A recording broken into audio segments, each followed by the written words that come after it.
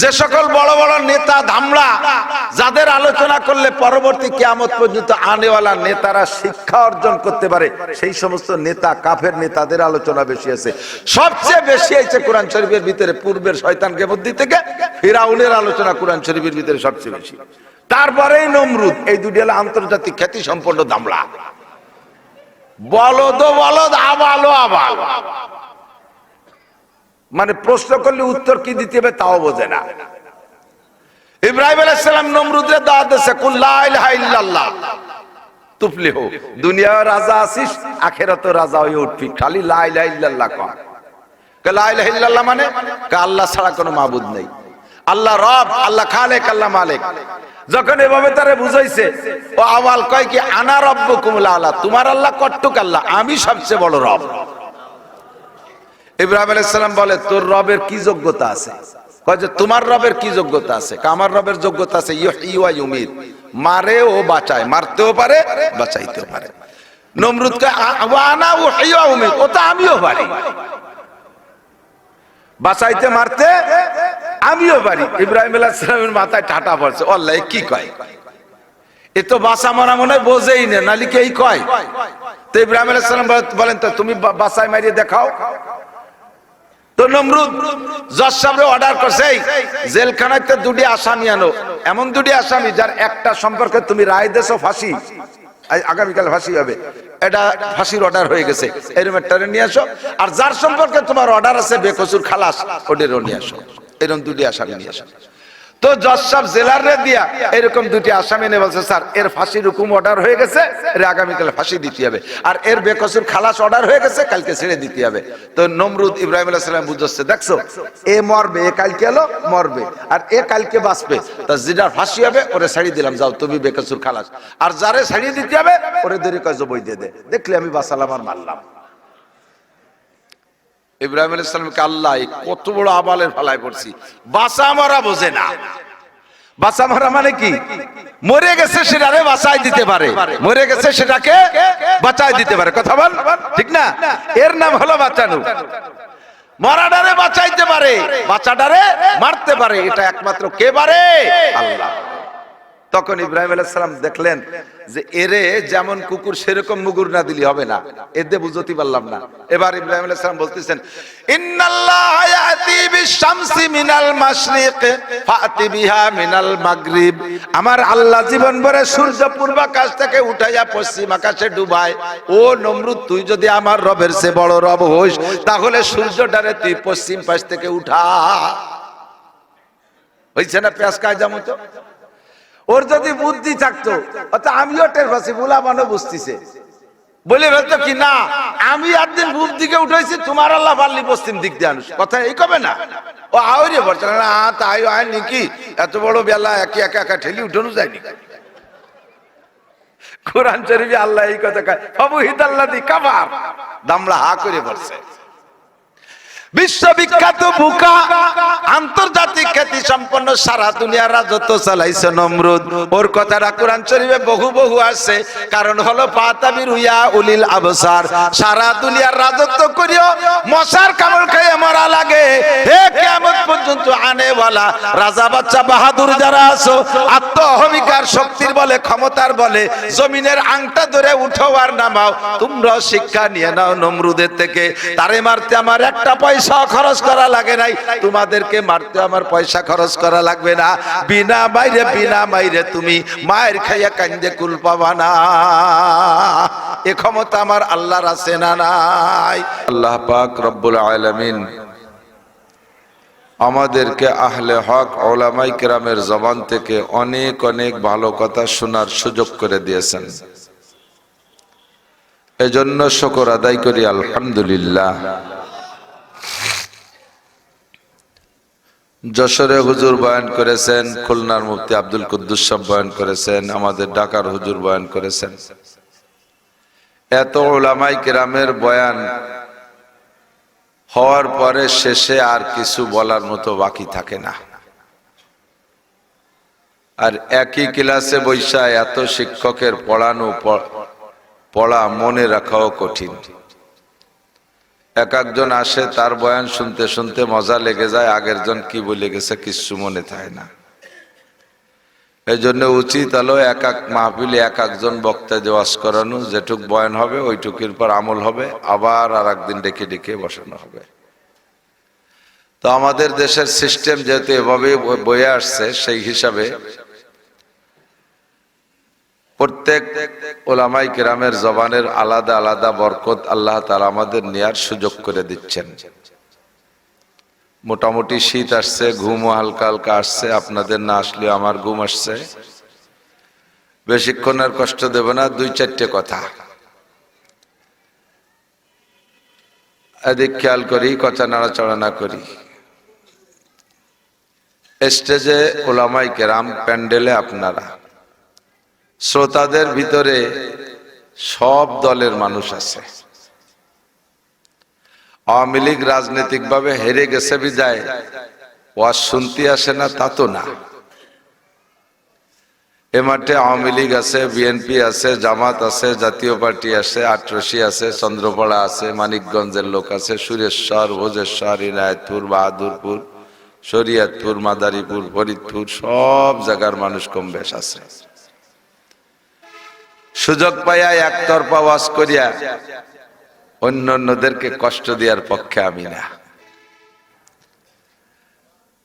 যাদেরকে টার্গেট করে শক্ত বলবো তারা একজন আমার ওয়াজের মাঠে আসে না। রাজনৈতিক বড় বড় নেতাদেরকে রাজনীতি ওয়াজ করব, তারা তো একটাও জীবনে মাঠে এসে বসে না। অনর্থক তাদের নামে আড়ালে শক্তমক্ত কইয়া পরিবেশ নষ্ট করা আমি পছন্দ করি না। তো এখান থেকে আমলি যে কথাগুলো আসছে আর আসবে, সে কথাগুলো আমরা শুনবো, বুঝবো, মানবো, আমল করবো। রাজি আছি তো ইনশাআল্লাহ? আল্লাহ পাক রব্বুল আলামিন কোরআনে কারীম নাজিল করেছেন আমাদের জন্য। নিজেই বলেছেন হুদাল লিন-নাস ওয়া বায়্যিনাতিন মিনাল হুদা ওয়াল ফুরকান। এক আয়াতে আছে হুদাল লিল মুত্তাকিন, সূরা বাকারার প্রথম দিক দিয়ে। আবার কত দূর যাইয়া আছে শাহরু রমাদান আল্লাযী উনজিলা ফীহিল কুরআন হুদাল লিন-নাস ওয়া বায়্যিনাতিন মিনাল হুদা ওয়াল ফুরকান। এই কোরআনে কারীম মুত্তাকিন পরহেজগারদের হিদায়াতের জন্য আসছে। আবার গোটা মানব জাতির হিদায়াতও কোরআন শরীফের মধ্যেই আছে। খেয়াল করতেছেন সবাই? আমার খুব ঠান্ডা লাগছে, গলাও জ্বলতেছে, নাকতালু জ্বলতেছে।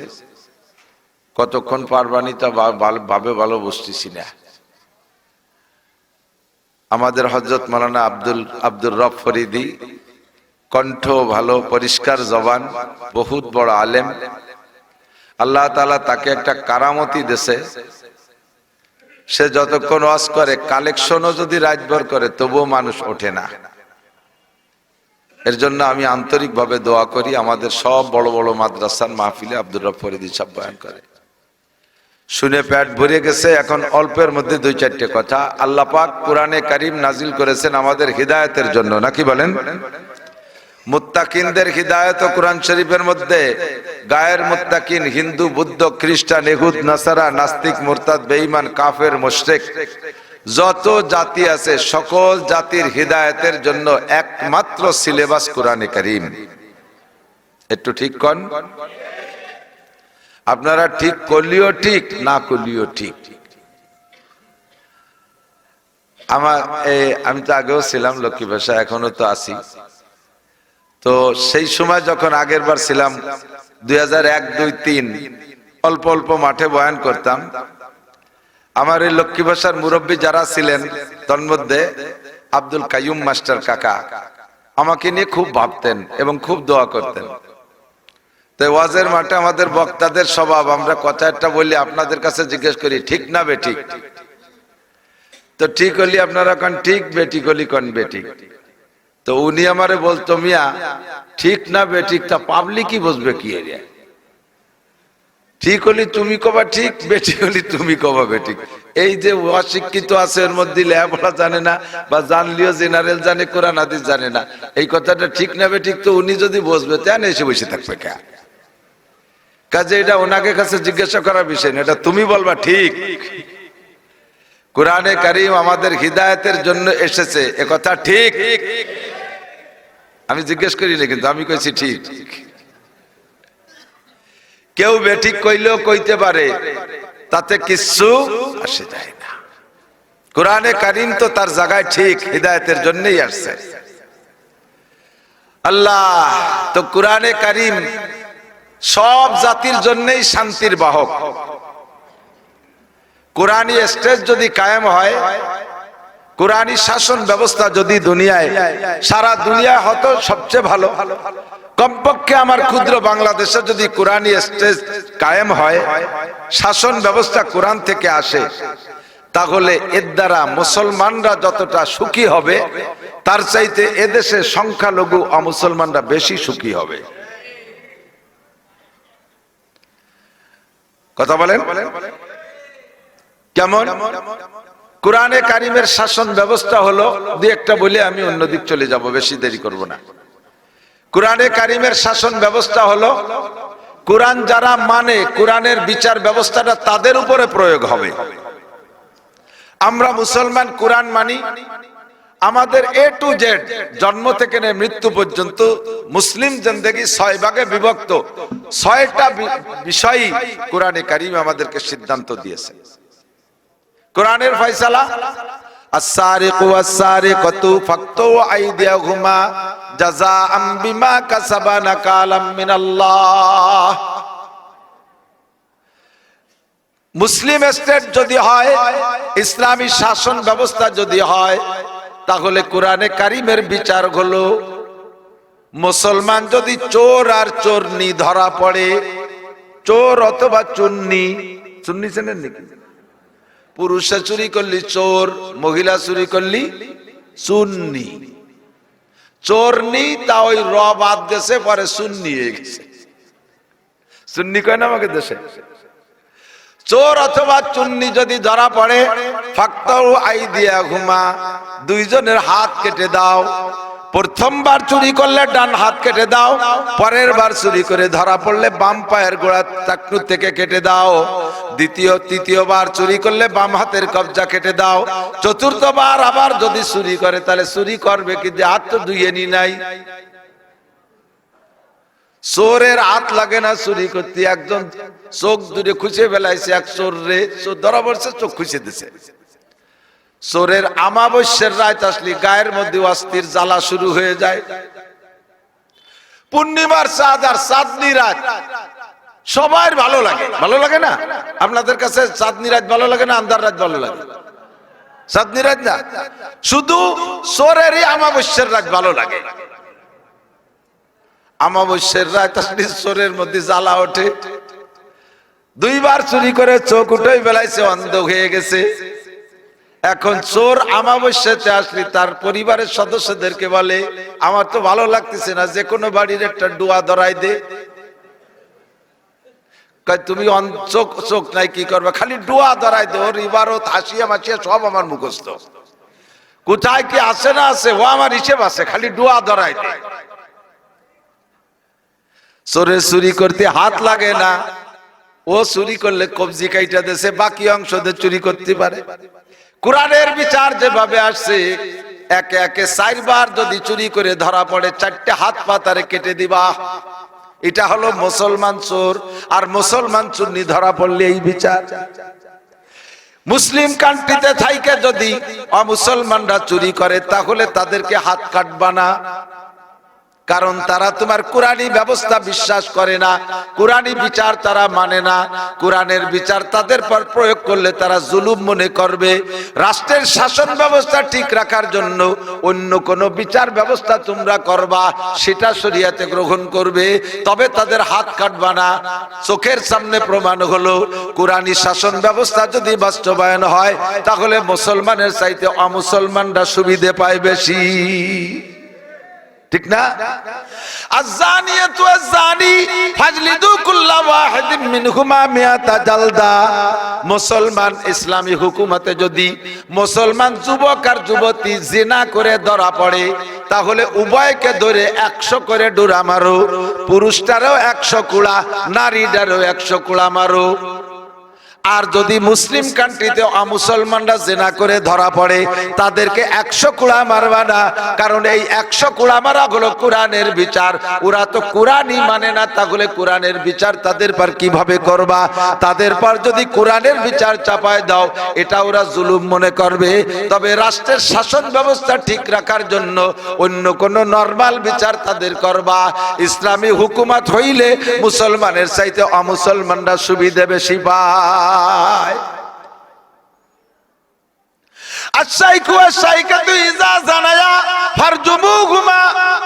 ইসলামিক হুকুমতে যদি মুসলমান বিবাহিত বয়স্ক নারী আর পুরুষ যারা বিবাহিত এরা যদি ব্যভিচার করে ধরা পড়ে ফারজুমুহুমা, দুইজনকে পুইতা পাথর মেরে শেষ করে দিবা। এটা হলো মুসলমানদের উপরে বিচার। আর কাফের মুশরিক যদি ওই দেশে থাইকা এরাও যদি ব্যভিচার করে ধরা পড়ে তাদেরকে পাথর মারবা না, কারণ পাথর মারা আল্লাহর হুকুম, কোরআনের বিচার, এইটা ওরা বিশ্বাস করে না। তাদের পর এই বিচার করলে জুলুম মনে করবে। তাদের জন্য নরমাল কোনো বিচার করো, প্রমাণ করে কোরআনী হুকুমত যদি চালু হয় মুসলমানদের চাইতে অমুসলমানরা বেশি সুবিধা পায়। ইসলামী হুকুমত যদি হয়, রাষ্ট্র ব্যবস্থা যদি কোরআন অনুযায়ী হাদিস অনুযায়ী চলে, খলিফাতুল মুসলিমিন যদি মুসলমান হয়, তাহলে কোরআনের সংবিধান হলো ওই দেশে অমুসলমান সংখ্যালঘু যারা থাকবে মুসলমানদের কাছে, রাজার কাছে নিরাপত্তা নিয়ে তাদের ধর্মীয় অনুভূতিতে মুসলমান আঘাত করতে পারবা না, তাদের উপাসনালয় ভাঙতে পারবা না, তাদের দেবদেবীকে মারতে পারবা না, তাদের মন্দিরকে মূর্তিকে তোরা ভাঙতে পারবা না, তাদের ধর্মকে কটাক্ষ করে কথা বলবা না। যদি তাদের দেবদেবীকে আঘাত করো, তাদের ধর্মকে আঘাত করো, তাদের মন্দির ভাঙ্গো, তাহলে ন্যূনতম তাকে যে এই কাম করবে তাকে সর্বনিম্ন 3 বছর জেলে আটকায় রাখবে। মুসলমানে যদি তাদের ধর্মের পর আঘাত করে ওই মুসলমানকে মুসলমান রাজা তাকে 3 বছর জেল দিয়ে দেবে। এইটা হলো মুসলমানের বিচার। প্রমাণ হলো এটা হলো কোরআনের বিচার। আল্লাহর কোরআনী হুকুমত চালু হইলে প্রমাণ করে মুসলমানদের চাইতে অমুসলমানরা বেশি শান্তিতে থাকে। তাদের জানমাল সবকিছুর নিরাপত্তা আমাদের দায়িত্ব। দুঃখের বিষয় হলো ইসলাম ছাড়া অন্য কোন ধর্মের ভিতরে এমন ব্যবস্থা, রাষ্ট্র ব্যবস্থা আছে কিনা জানি না। প্রতিবেশী রাষ্ট্র আমাদের হিন্দুস্তান, ভারত, সংখ্যাগরিষ্ঠ হিন্দুরা আর সংখ্যালঘু মুসলমান। কাশ্মীরে তাদের পর অত্যাচার, ভারতের বিভিন্ন প্রদেশে সংখ্যালঘু মুসলমানদের উপরে রাষ্ট্রীয়ভাবে তারা যেভাবে নির্যাতন করতেছে, মুসলমানদের মসজিদ থেকে ধরে ধরে পিটাই বের করতেছে। 1000 বছর আগের বাবরি মসজিদটাকে ভাঙ্গা রাম মন্দির বানাইলো, সে জায়গা হাজার হাজার মুসলমানকে তারা হত্যা করে দিচ্ছে। মুসলমানদের ঈদগার মধ্যে শুয়োর ছেড়ে দিয়ে ঈদের নামাজ পড়তে দেয় না। আমরা বাংলাদেশে যদি এখনো কোরআনী শাস্ত্র ব্যবস্থা কায়েম করতে পারি নাই, তবে সংখ্যাগরিষ্ঠ মুসলমান, আমাদের প্রেসিডেন্ট মুসলমান, আমাদের স্বরাষ্ট্রমন্ত্রী মুসলমান, আমরা স্বাধীনের পরে যা দেখেছি আমাদের প্রধানমন্ত্রী মুসলমান, আমাদের মন্ত্রী পরিষদ বেশিরভাগই 99% থাকে মুসলমান, আমাদের সংসদ সদস্যরা মুসলমান, আমাদের উপজেলা চেয়ারম্যানরা বেশিরভাগ মুসলমান, চেয়ারম্যানরা মুসলমান, আমাদের বিচার ব্যবস্থা মুসলমানদের হাতে। এত মুসলমানদের ভিতরে সংখ্যালঘু হিন্দুরা আমাদের মুসলমানদেরকে দিবালোকে জবাই দিয়া বীর বাহাদুরের মতো বুক ফুলাইয়া ঘোরে। এ দুঃখ বলার আর জায়গা নাই। वो जमाना में मुअज़्ज़ज़ थे मुसलमान, हमारे को तो सुनो, वो जमाना में मुअज़्ज़ज़ थे हामिले कुरआन होकर हम ज़लील व ख़ार हुए तारिके कुरआन होकर। अरे मुसलमान আমার মধ্যে মুসলমানিত্ব নাই, আমার গলায় কোরআন নাই, আমার মাথায় সুন্নাত নাই, আমার মুখে সুন্নাত নাই, আমার ঘরে ফরজ নাই, আমার বাড়ি ফরজ নাই, বডির মধ্যে ফরজ নাই, সমাজের মধ্যে ফরজ নাই, ফরজ অতীব সুন্নতের বলাই কোনো জায়গা নাই।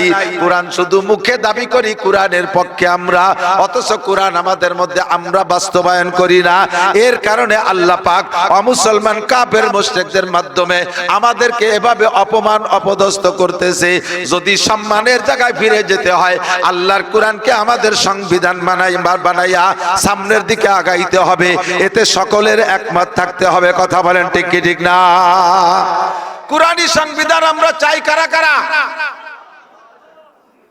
আল্লাহ কবুল করুক, বলেন আমিন। আমলিগ হন, বিএনপি হন, যেই হন না কেন স্বীকার করতে বাধ্য হতে হবে। কিয়ামতের ময়দানে বঙ্গবন্ধুরও যদি ভেস্তে যাইতে হয়, তার সার্টিফিকেটে মুহাম্মদুর রাসূলুল্লাহর সই থাকতে হবে। খালেদা জিয়া জিয়াউর রহমান ভেস্তে যাইতে হলে তার সার্টিফিকেটে মুহাম্মদুর রাসূলুল্লাহর সই থাকতে হবে। ইরশাদ সাহেব যদি জান্নাতে যাইতে হয়, বিশ্ব নবীর সই থাকতে হবে। কথা বলেন ঠিক কি ঠিক না? আর বিশ্ব নবী সই দিবেন কাকে? যে কোরআন আর সুন্নাহকে মেনে চলে তাকে। ব্যক্তি যেমন তার মানাও তেমন, ব্যক্তি যেমন তার মানাও তেমন। আমি সাধারণ ভোটার, আমার ভোটার পর্যন্ত মানামানি। আমি যদি রাজা হই তাহলে আমার দায়িত্ব অনেক আসবে। আমার রাষ্ট্রীয়ভাবে কোরআনকে বাস্তবায়ন করে দেখাইতে হবে, নইলে আমার পাশার চামড়া থাকবে না ইনশাআল্লাহ। কথা কন না কা? ঠিক না বেঠিক তা কই নেই, কথা কথি কইছি। আল্লাহু আকবার। তো কোরআন আমাদের সংবিধান, এ কথাতে একমত। কোরআনে কারিমের শুরু থেকে বিসমিল্লাহির রহমানির রহিম আলহামদুলিল্লাহ থেকে নিয়ে সূরা নাসের সিন পর্যন্ত একটা আয়াতকে যদি আপনি অস্বীকার করেন, তার উপরে মন্তব্য করেন, কেমন কেমন ভাব পোষণ করেন, না এইটা এ জামানায় চলে না, এ আগে চলতো আপাতত চলে না, আর এইটার যুগ এখনো আসে নাই, আরো 2000 বছর পরে আসবে, এই আয়াতগুলো আপাতত বাদ দিলি হয়, এটা অপ্রযোজ্য না, এমন একটা জ্ঞান জ্ঞানীর গুনগুনি সুর দিলি, আপনি 50 যদি হজ উমরা করেন, আপনি পাক্কা কাফের, বিনা হিসাবে দোজখে চলে যাবেন। আপনারা কেউ ঠেকাতে পারবে না। কতক্ষণ বুঝে আসছে কথা? আমল করতে পারি না পারি, এ টু জেড বিশ্বাস করার জন্য রেডি আছি না ইনশাআল্লাহ? ইনশাআল্লাহ করলে ঈমান হবে না। এ টু জেড বিশ্বাস করার জন্য আমি অবশ্যই প্রস্তুত আছি। আল্লাহর কোরআন 30 পারা সর্বকালের জন্য প্রযোজ্য। আপনার বুদ্ধি আপনার মাথায় ধরে না, আপনার বুদ্ধির অভাব আছে, তাই বলে কি কোরআন কমাতে হবে নাকি? হ্যাঁ, আল্লাহু আকবার। তো কোরআন শরীফ আমার গোটা জিন্দেগির জন্য আসছে, এর ভিতরে সব বিষয় আলোচনা আছে। যে বিষয়টা বেশি ইম্পর্টেন্ট কয় না, জরুরি, এই বিষয়টা আল্লাহ তাআলা বেশি আলোচনা করছে। যে সকল বড় বড় নেতা ধামড়া, যাদের আলোচনা করলে পরবর্তী কিয়ামত পর্যন্ত আনেওয়ালা নেতারা শিক্ষা অর্জন করতে পারে, সেই সমস্ত নেতা কাফের নেতাদের আলোচনা বেশি আছে। সবচেয়ে বেশি আছে কোরআন শরীফের ভিতরে পূর্বের শয়তানকে বুদ্ধি থেকে ফিরাউনের আলোচনা কোরআন শরীফের ভিতরে সবচেয়ে বেশি। তারপরেই নমরুদ। এই দুটি হলো আন্তর্জাতিক খ্যাতি সম্পন্ন ধামড়া। বলদ বলদ, আবালো আবাল, মানে প্রশ্ন করলে উত্তর কি দিতে হবে তাও বোঝে না। ইব্রাহিম আলাইহিস সালাম নমরুদের দাওয়াত দিয়েছে, কুল লা ইলাহা ইল্লাল্লাহ তুফলিহু, দুনিয়ার রাজা আছিস, আখিরাতের রাজা হয়ে উঠবি, খালি লা ইলাহা ইল্লাল্লাহ কর। কে লা ইলাহা ইল্লাল্লাহ মানে? কে আল্লাহ ছাড়া কোনো মাবুদ নেই, আল্লাহ রব, আল্লাহ খালেক, আল্লাহ মালিক। যখন এভাবে তারে বুঝাইছে, ও আওয়াল কয় কি আনা রব্বুকুমুল আলা, তোমার আল্লাহ কট্টুক আল্লাহ, আমি সবচেয়ে বড় রব। ইব্রাহিম আলাইহিস সালাম বলে, তোর রবের কি যোগ্যতা আছে? কয় যে তোমার রবের কি যোগ্যতা আছে? আমার রবের যোগ্যতা আছে ইউহয়ী ওয়া ইউমীত, মারে ও বাঁচায়, মারতেও পারে বাঁচাইতেও পারে। নমরুদ কয় ওয়া আনা উহয়ী ওয়া উমীত, ও তো আমিও পারি, বাঁচাইতে মারতে আমিও পারি। ইব্রাহিম আলাইহিস সালামের মাথায় ঠাটা পড়ছে, আল্লাহ কি কয়, এ তো বাঁচা মারা মনে হয় বোঝেই না, নালি কে কয়? তো ইব্রাহিম আলাইহিস সালাম বলেন, তো তুমি বাঁচায় মারিয়ে দেখাও। তো নমরুদ জজ সাহেব অর্ডার করছে, জেলখানাতে দুটি আসামি আনো, এমন দুটি আসামি যার একটা সম্পর্কে তুমি রায় দেছো ফাঁসি, আগামীকাল ফাঁসি হবে, এটা ফাঁসির অর্ডার হয়ে গেছে, এরকম একটা নিয়ে আসো। আর যার সম্পর্কে তোমার অর্ডার আছে বেকসুর খালাস, ওদেরও নিয়ে আসো। এরকম দুটি আসামি নিয়ে আসো। তো জজ সাহেব জেলারে দিয়া এরকম দুটি আসামি নিয়ে বলছে, স্যার এর ফাঁসির হুকুম অর্ডার হয়ে গেছে, এর আগামীকাল ফাঁসি দিতে হবে, আর এর বেকসুর খালাস অর্ডার হয়ে গেছে, কালকে ছেড়ে দিতে হবে। তো নমরুদ ইব্রাহিম আলাইহিস সালাম বুঝছে, দেখছো এ মরবে, এ কালকে এলো মরবে, আর এ কালকে বাঁচবে, তা যেটার ফাঁসি হবে ওরে ছাড়িয়ে দিলাম, যাও তুমি বেকসুর খালাস, আর যারে ছাড়িয়ে দিতে হবে ওরে দেরি কাজ বই দিয়ে দে, দেখলে আমি বাঁচালাম আর মারলাম। ইব্রাহিম আলাইহিস সালামকে আল্লাহ কত বড় আবালের ফালায় পড়ছি, বাঁচা মরা বোঝে না। বাঁচা মরা মানে কি? মরে গেছে সেটারে বাঁচাই দিতে পারে, মরে গেছে সেটাকে বাঁচাই দিতে পারে, কথা বল ঠিক না? এর নাম হলো বাঁচানো। মরাডারে বাঁচাইতে পারে, বাঁচাডারে মারতে পারে, এটা একমাত্র কে পারে? আল্লাহ। তখন ইব্রাহিম আলাইহিস সালাম দেখলেন যে এরে যেমন কুকুর সেরকম মুগুর না দিলি হবে না, এতে বুঝতে পারলাম না। এবার ইব্রাহিম আলাইহিস সালাম বলতেছেন, ইন্নাল্লাহা ইয়াতি বিশ-শামসি মিনাল মাশরিক ফাতি বিহা মিনাল মাগরিব। আমার আল্লাহ জীবন ভরে সূর্য পূর্ব আকাশ থেকে উঠাইয়া পশ্চিম আকাশে ডুবায়। ও নমরুদ, তুই যদি আমার রবের চেয়ে বড় রব হইস, তাহলে সূর্যটারে তুই পশ্চিম পাশ থেকে উঠা। হইছে না পেঁয়াজ কায়দা মতো? ওর যদি বুদ্ধি থাকতো, অর্থাৎ আমিও টের পাচ্ছি, বুলাবানো বুঝতেছে, বলে বলতো কি না আমি একদিন পূব দিকে উঠেছি, তোমার আল্লাহ পারলি পশ্চিম দিক দিয়ে আনুস, কথা এই কবে না? ও আউরে বলছে না, তাই হয় নাকি? এত বড় বেলা একে একা একা ঠেলি উঠানো যায়নি।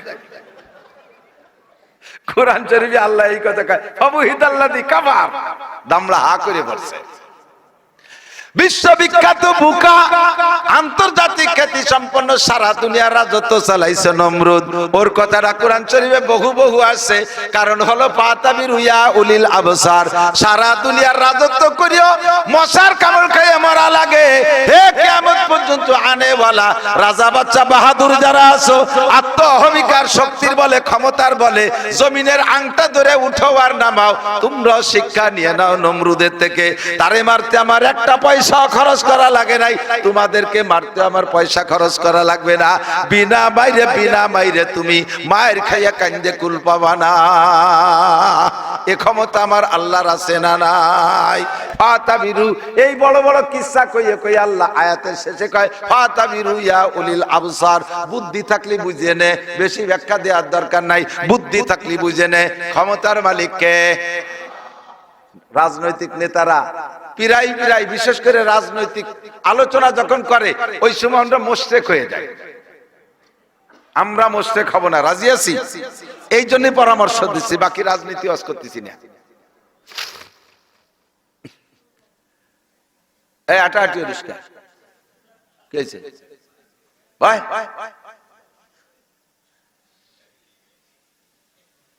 আল্লাহ, নেতারা আসলে নির্বাচনের সময় আমরা ভোটাররাও মোশরেক হয়ে যাই, নেতারাও মোশরেক হয়। আমরা মোশরেক হয় কিভাবে? নেতাকে পিছনে স্লোগান দেই, অমুক ভাইকে দিলে ভোট শান্তি পাবে দেশের লোক, হয় কিনা?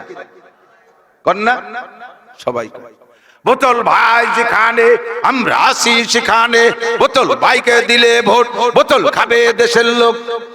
গাজা গাজা মদ বোতল খাবে, বোতল ভাইকে দিলে ভোট শান্তি পাবে দেশের লোক। দুনিয়ার সব মানুষকে ভোট দিলে শান্তি পাওয়া যাবে না। শান্তি যদি পাইতে চাও কুরআন মার্কায় ভোট দাও, শান্তি যদি পাইতে চাও হাদিস মার্কায় ভোট দাও, শান্তি যদি পাইতে চাও আল্লাহ পাককে ভোট দাও, শান্তি যদি পাইতে চাও বিশ্ব নবীকে ভোট দাও। দুই প্রার্থী আর দুইটা মার্কা ছাড়া কোন মানুষকে ভোট দিয়ে আজ পর্যন্ত শান্তির মুখ দেখি নাই। যেদিন থেকে রাজনীতি বুঝি বাংলাদেশ স্বাধীনের পর থেকে নিয়া এরপরে থেকে যতটুকু বুঝি, প্রত্যেকবারই স্লোগান দেই, এই শেরকি স্লোগান দেই, মানুষে ভোট দিয়ে শান্তি পাবো।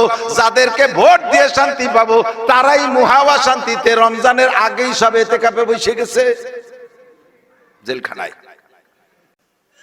যে নিজে এত বড় অশান্তিতে, সে তারে ভোট দিলে সে আমরা কি শান্তি দেবে? এক নম্বরে আমরা মুশরিক হয়ে যাই।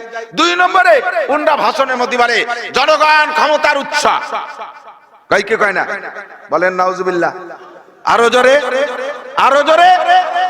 এতদিন পুরন কিসসা শুনাইতাম, নগদে আল্লাহ তাআলা চোখের সামনে দেখায় দিয়েছে। এক যারা ভুল বুঝবেন না, শিক্ষা নেওয়ার জন্য আল্লাহ পাক এই অবস্থা আমাদেরকে চোখের সামনে দেখায় দিয়েছে। মৌলবীরা খালি আগের কিসসা কয়, ওই ওমরের জামানার কিসসা, উসমানের জামানার কিসসা, ইব্রাহিম আমরা সে পুরনটা কয়, সে সময় আমরা ছিলাম না, কি না সত্যি কয় না মিথ্যে কয়, এইগুলো একটা সন্দেহ। আল্লাহ কাছে চোখের সামনে দেখায় দেব। তৎকালীন প্রধানমন্ত্রী জননেত্রী শেখ হাসিনার হাতে রাষ্ট্রীয় ক্ষমতা, সেনাবাহিনী তার অর্ডারে চলে। চলে, পুলিশ তার অর্ডারে ছিল, র্যাব তার অর্ডারে ছিল, আনসার তার অর্ডারে ছিল, বিডিআর তার অর্ডারে ছিল, নৌবাহিনী তার হুকুমে, বিমান বাহিনী তার হুকুমে, যুবলীগ তার সাথে, ছাত্রলীগ তার সাথে, আওয়ামী লীগ তার সাথে, তারপর কৃষক লীগ তার সাথে, তাঁতি লীগ তার সাথে, পাতি লীগ তার সাথে, যত আছে সব তার সাথে। বাংলাদেশের সমস্ত অস্ত্র প্রধানমন্ত্রীর হুকুমে গর্জে উঠবে, সব তার হুকুমের মধ্যে ছিল। সব কিছু রয়েছে, নিরস্ত্র কয়েকজন মানুষ যায় স্লোগান দিয়েছে, আল্লাহ পাক রব্বুল আলামিন চোখের সামনে তাদেরকে হারায় দিয়েছে। ঠিক কি ঠিক না? এত কিছু থাকার সাথে হেরে যায়, এরই প্রমাণ হলো জনগণ ক্ষমতার উৎস। কন্যা কেন জনগণ ক্ষমতার উৎস? বাকি যারা আছেন এখন তারা হেরে যাওয়ার পরে তাদেরকে বলবো, এত কিছু যার সাথে থাকার পরে তারা হেরে গেছে, আমাদের কাছে কিচ্ছু নাই। আমরাও যদি অনিয়ম করি, আমরাও যদি উশৃঙ্খলা করি, আমরাও যদি বেয়াদবি করি, আল্লাহ পাক রব্বুল আলামিন তার চাইতে অপমানজনক পরাজয় আমাদেরকে দেখায় দিতে পারে। বুঝে শুনে হাত দেবেন, বুঝে শুনে কথা বলবেন, বেশি পাগলামি করা যাবে না। কি করব না করব হিসাব নিকেশ করে করব। শান্তির মালিক কে? সংবিধান দাতা কে? যে বিষয়টা আল্লাহ পাক বেশি গুরুত্ব মনে করেছেন, ওই বিষয় কোরআন শরীফের মধ্যে বেশি আলোচনা করেছেন। যেমন নামাজ, মুসলমানদের শ্রেষ্ঠ ইবাদত কি? কয়বার আলোচনা হয়েছে? 82 বার। কোরআন শরীফের কয়বার? 82 বার আল্লাহ বলছেন নামাজ পড়ো, নামাজ পড়ো, নামাজ পড়ো, আকিমুস সালাত, নামাজ কায়েম করো। আল্লাহ তাআলা বলেছেন 82 বার। এর চাইতে আরেকটা বিষয় বেশি গুরুত্বপূর্ণ মনে হয়, সেটা হলো, এদিক তাকান, নামাজের চাইতে বড় ইবাদত তো আর কিছু নাই আমাদের জানা মতে। ঠিক কি ঠিক না? আবার ঠিক কি ঠিক না কইছি রে? অবশ্যই ঠিক। নামাজের চেয়ে বড় ইবাদত মুসলমান হওয়ার পরে সর্বশ্রেষ্ঠ ইবাদত হলো নামাজ। এর জন্য 82 বার। কিন্তু নামাজও ফরজ, রোজাও ফরজ, হজও ফরজ, যাকাতও ফরজ। ফরজ না? সবই ফরজ না? এর সেম ফরজ, একটাও কম না। বুনিয়াল ইসলাম আলা খামস, ইসলামের 5টা খুঁটি, সমান 5টা খুঁটি। 1 নম্বরে কালেমা শাহাদাত, 2 নম্বরে নামাজ, 3 নম্বরে রোজা, 4 নম্বরে যাকাত, 5 নম্বরে হজ। একটা খুঁটি ভেঙে ফেলবেন, একটা আমল করবেন না, 4 খুঁটি। 2টি ভেঙে ফেলাই দেবেন, 3 খুঁটি। একটা 3টে ভেঙে ফেলাবেন তো 2 খুঁটির পর ঘর তাই না, হুড়মুড়ে পড়ে যাবেন আপনার গাড়ের মোড়ের উপরে। এই খুঁটি সব কয়টাই লাগবে, একটা কোনোটা কম না। তো নামাজ খুব গুরুত্বপূর্ণ, এটা 1 নম্বর খুঁটি ধরে নিলাম। 2 নম্বর খুঁটি কলেমা শাহাদাতের পরে। এজন্য আল্লাহ তাআলা 82 বার আলোচনা করেছেন। এখন নামাজও যেমন, রোজা, হজ, যাকাতও সেরকম। আপনার হজ করতে, হজ যারা করছেন তারা সাক্ষী দেন, হাজি যারা আছেন পায়ে হেঁটে, এখন তো সব গাড়িতে হয়ে গেছে, আরো খালি ডেলি আপডেট অতি তালে রয়েছে উন্নতি। আমি 13 সালে প্রথম যেবার গেছি, সে সময় গাড়ির ব্যবস্থা ছিল, ইচ্ছাকৃতভাবে ইয়াং ছিলাম, আমরা 3 জনের সিদ্ধান্ত নিলাম পায়ে হেঁটে হজ করবে, একেবারে A to Z, একদিনে সব সেরে ফেলবো। তো প্রথম তো আরাফাতের থেকে রওনা দিতে হয় 9 তারিখ সন্ধ্যার পরে। এই আরাফাতের থেকে পায়ে হেঁটে 11 কিলোমিটার মুজদালিফা।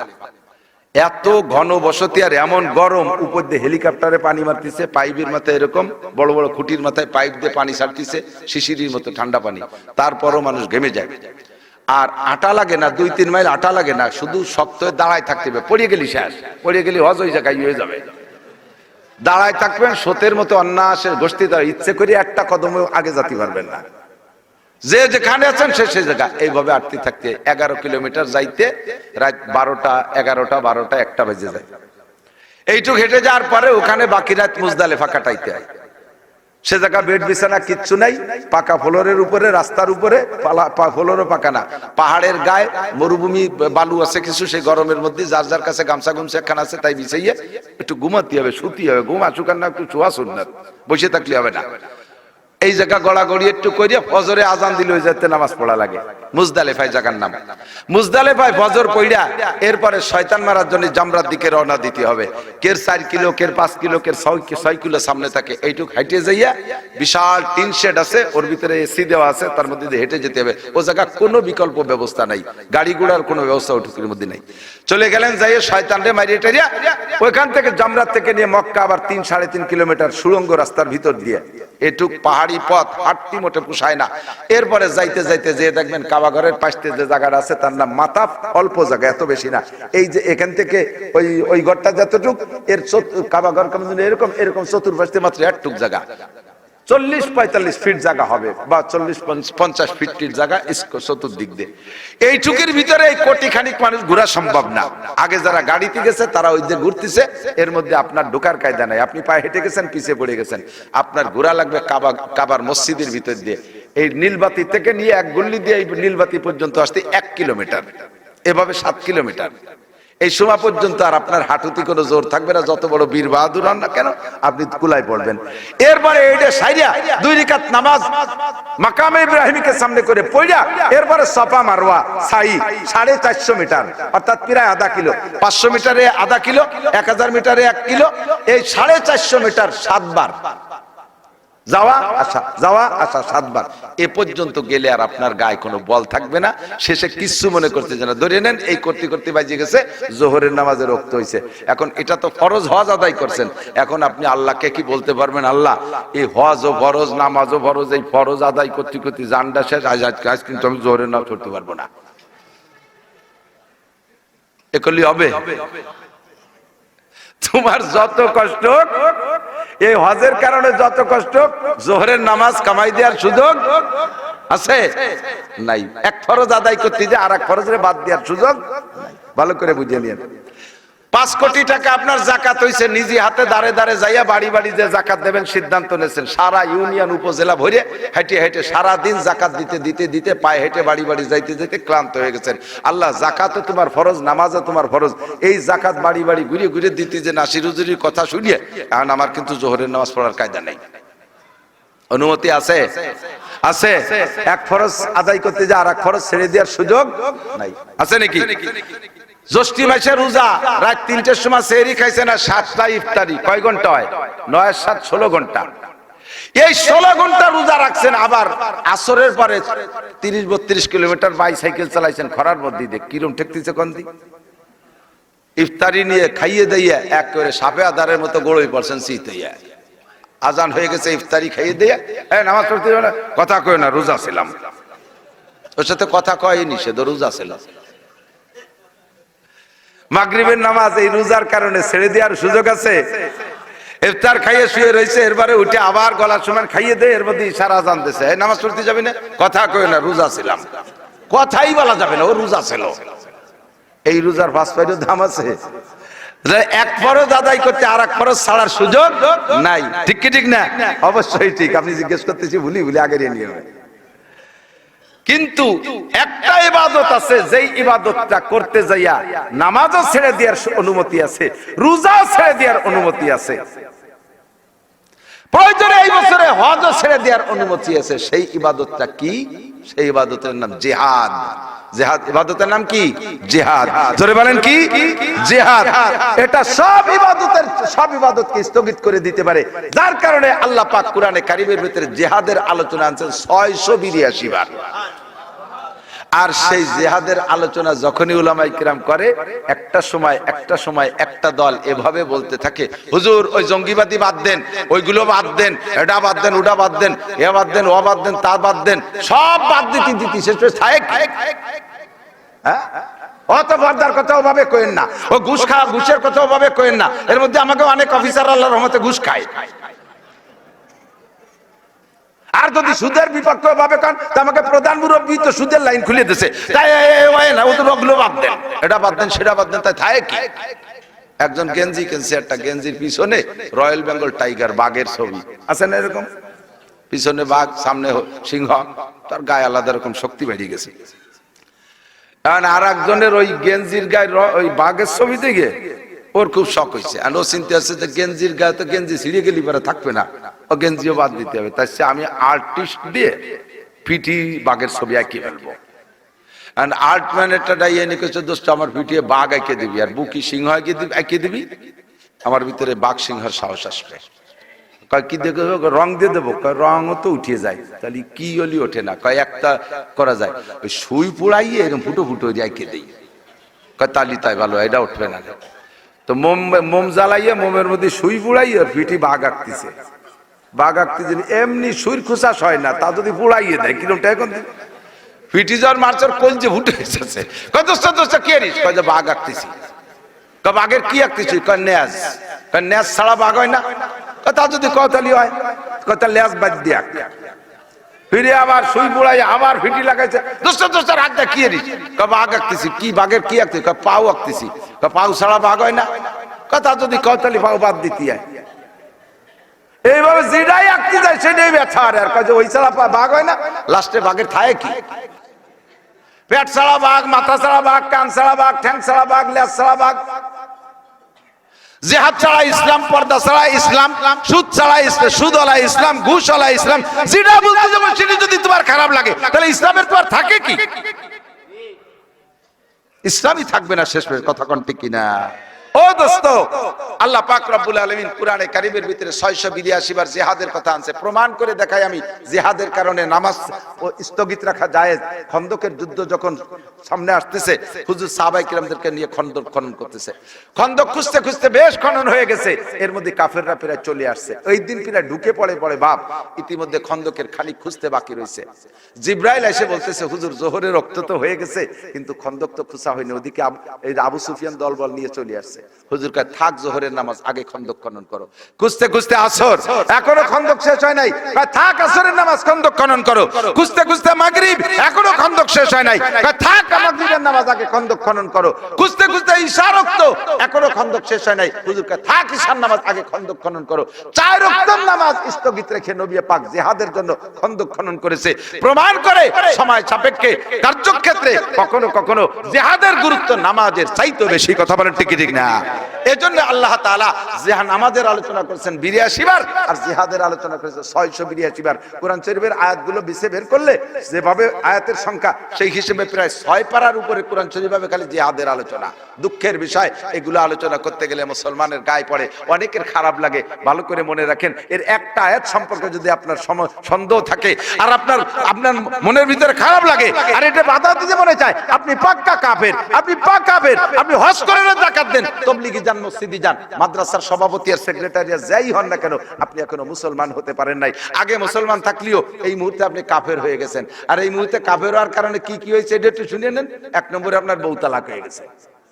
আপনার বউ তো আপনার ওই বিশ্বাসে বিশ্বাসী না, সে বেটি মুসলমান। আর এদিকে আপনি এই জিহাদকে সমালোচনা করার কারণে কাফের হয়ে গেছেন। আর কাফের আর মুসলমানের বিয়ে থাকে না, মুখে তালাক কোয়া লাগে না, এমনি বউ তালাক হয়ে যায়। 1 নম্বর বিপদে পড়ছেন। 2 নম্বরে এই বউ নিয়ে ঘর সংসার করবেন, যতদিন মিলামেশা হবে ততদিন জিনার গুনাহ হবে, এর বিচার আলাদা হবে। 3 নম্বরে এই ঘরে যদি পরবর্তীতে কোনো সন্তান পয়দা হয়, সেটা জারজ সন্তান, হারামজাদা জারির বাচ্চা পয়দা হবে। 4 নম্বরে আপনি মরে গেলে আপনার মুসলমানের নিয়ম অনুযায়ী জানাজা, কাফন এবং মুসলমানের কবরস্থানে আপনাকে দাফন করানো যাবে না, আপনাকে হিন্দুদের সিধাই নিয়ে শ্মশানে আপনার পোড়াই দিতে হবে। এটা হলো শরিয়াত। কত মাইর খাইছেন চিন্তা করতে পারেন? আমল করতে পারি না পারি, সর্ব আয়াতগুলোকে আমি 100 ভাগ বিশ্বাস করে চলবো। কথা বলেন?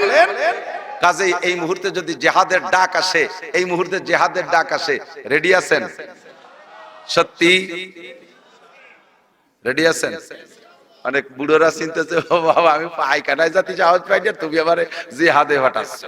আমি হলো কমেটে পায়খানা করি, চেয়ারের তলা ফুটো হয়ে যায়। আরেকবার হাত দেখবো, আপনি পারেন আর না পারেন, হাতটা দেখায় আল্লাহকে সাক্ষী রাখেন, তাহলে কিয়ামতে বদরি সৈনিকদের সাথে জান্নাতি হবেন। রাজি আছেন? একটা তাকবীর হোক, নারায়ে তাকবীর। বিশ্বের মুসলিম, এই স্লোগান পাল্টাতে বলেন। এক তো আর হইছে, এক হয়ে শুয়ে থাকলে হবে নাকি? এক হও, জিহাদ করো, বক্সিন। বিশ্বের মুসলিম এক হও, জিহাদ করো। ইহুদিদের দালালরা, খ্রিস্টানদের দালালরা, খ্রিস্টানদের আস্তানা, ইনজিলের আস্তানা, বাইবেলের আস্তানা, নেতানিয়াহুর চামড়া, আমরা ওই শুয়োরের চামড়া আজকে তুলতে যাব।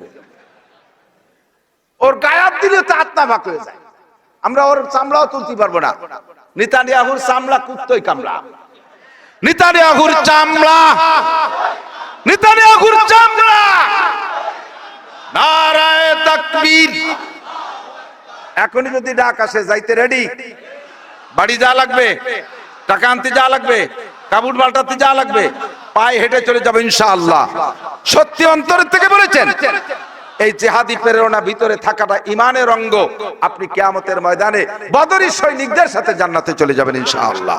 আল্লাহ সবাইকে নসিব করে বলেন আমিন।